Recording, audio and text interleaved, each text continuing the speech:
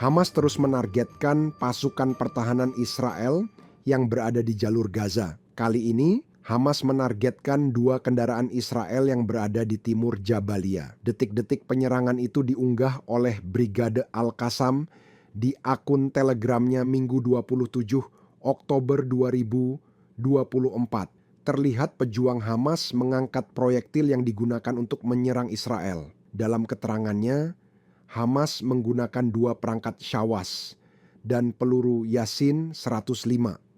Serangan itu mengakibatkan 2 tank IDF meledak dan tentara Zionis terbakar hidup-hidup di dalamnya. Di akhir video memperlihatkan helikopter Israel sibuk mengevakuasi korban. Bahkan terlihat pula tank IDF yang hancur diderek oleh bulldozer.